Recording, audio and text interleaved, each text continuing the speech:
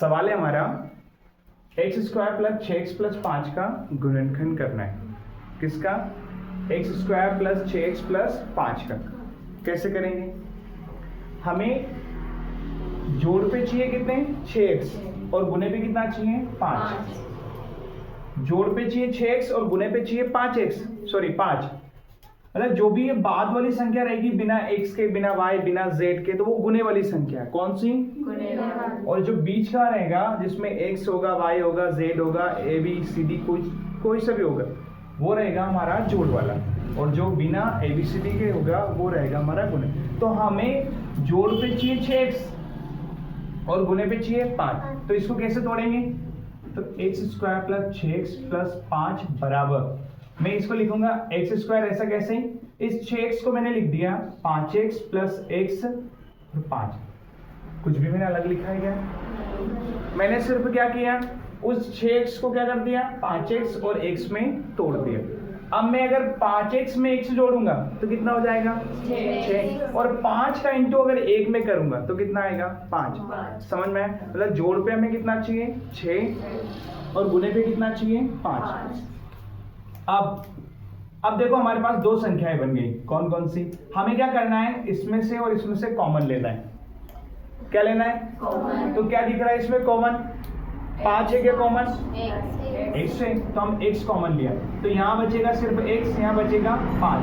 क्योंकि 5x में से एक तो x चला गया कॉमन, तो उसके स्थान पे क्या बचा? 5। और x स्क्वायर में से क्या कॉमन ले लिया हमने? x। सुषमा यहाँ आगे, यहाँ से क्या कॉमन आएगा? 1। क्योंकि दोनों में क्या है? कुछ भी नहीं लग रहा है कॉमन, लेकिन 1 है, 2 थोड़ी है।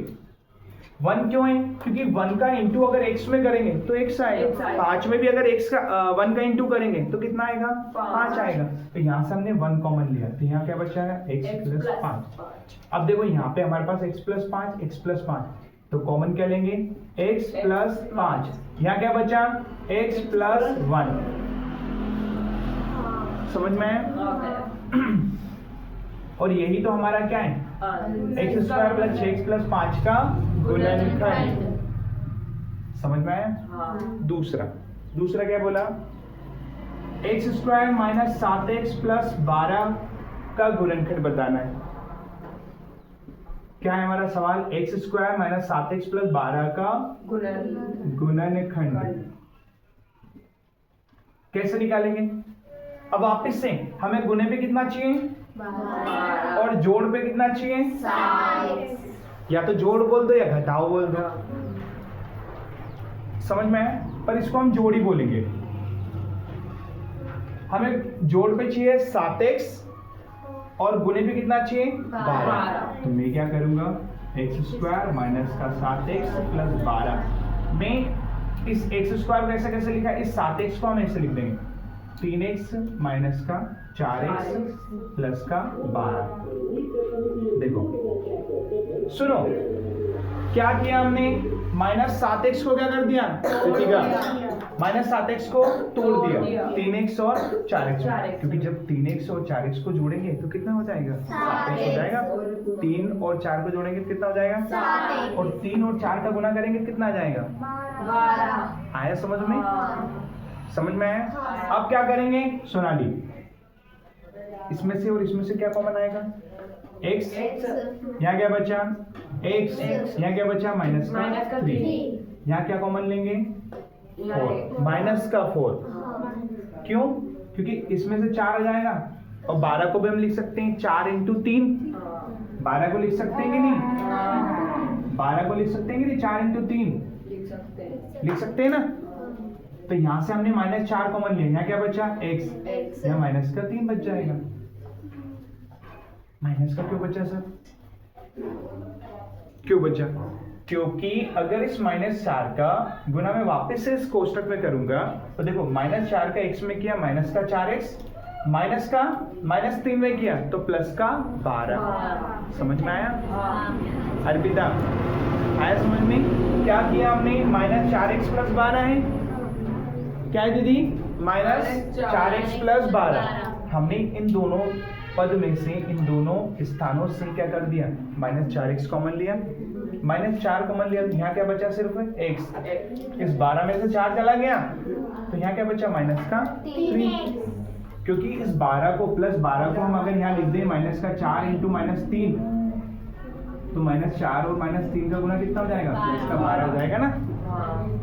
ठीक है, तो अब हम देखो यहाँ पे एक पद x - 3, तो x - 3 कॉमन ले लिया, यहाँ क्या बचा, x - 4, तो यही तो हमारा गुणनखंड है, किसका, x² - 7x + 12 का।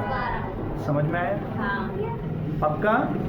एक सवाल और दे रखा है उसमें, कौन सा, x² + 2kx - का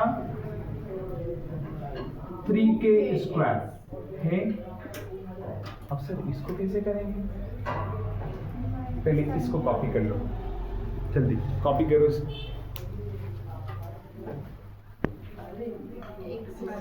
ये कर लोगे ना आप लोग, आसान है, करो। देखो अब हमें क्या चाहिए इस सवाल में, इसमें करना क्या है, हमें इधर जोड़ पे चाहिए हमें 2kx, हमें जोड़ पे चाहिए 2kx भी छोड़ दो, हमें जोड़ पे चाहिए 2k और इंटू पे चाहिए 3k²।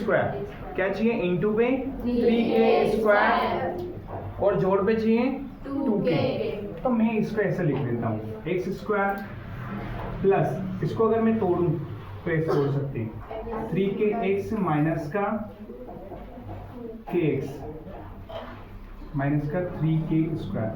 ठीक है सर, ऐसे कैसे कर लिया, तो देखो 3kx में से अगर kx माइनस कर देंगे तो कितना बचेगा, 2kx। समझ में आया? कुछ भी अलग किया गया, जैसे अभी तक जो कर रहे थे, जैसे 6x को हमने 5x + x में, तो 5 में अगर 6 जोड़ेंगे तो 5 में 1 जोड़ेंगे कितना हो जाएगा, 6। ऐसे कैसे यहाँ पे 7x को हमने क्या कर दिया, 3 और 4 में तोड़ दिया, 3 और 4 को जोड़ेंगे 7 आ जाएगा। वैसे के वैसे देखो यहाँ पे लिखा है 2kx, तो इसको 3kx में से अगर kx माइनस कर देंगे कितना आ जाएगा, 2kx। अब आगे, अब देखो इसमें और इसमें कॉमन क्या दिख रहा है, x, तो यह क्या बचेगा, x प्लस यहाँ 3k बचा, यहाँ माइनस किया जाएगा कॉमन, तो यहाँ क्या बचेगा, x प्लस 3k। आया समझ में दीदी? और सच बताना, नहीं तो होली का दिन आँख फूट जाए, झूठ बोले तो। देख बेटा क्या बोला, ये इतना समझ में आया ना। हमने इस 2kx को कैसे लिखा, 3kx माइनस का kx, क्योंकि 3kx में kx घटाएंगे कितना बचेगा, 2kx। बाद में लिख दिया माइनस का 3k²। अब इन दोनों में से x² + 3kx में से हमने क्या कॉमन ले लिया, x, तो यहाँ पे x² में से x चला गया तो x बचा, यहाँ 3kx में से x चला गया, बचा कितना, 3k माइनस kx माइनस का 3k², तो इसमें से k कॉमन ले लिया, क्या ले लिया, k। क्या बचा यहाँ पे, x, k कॉमन ले लिया माइनस का k, तो यहाँ क्या बचा, प्लस का x प्लस, यहाँ से माइनस का चला गया, माइनस का k, तो यहाँ क्या बचा, 3k बचा ना। तो देखो x + 3k, अब तो आ गया समझ में, आया कि नहीं अर्पिता? अब यहाँ से लेंगे x + 3k, यहाँ क्या बचा, x - k, और यही हमारा गुणनखंड है, किसका, कहाँ गया हमारा, ये वाली समझ, x² + 2kx - का 3k² का। समझ में आया? चलो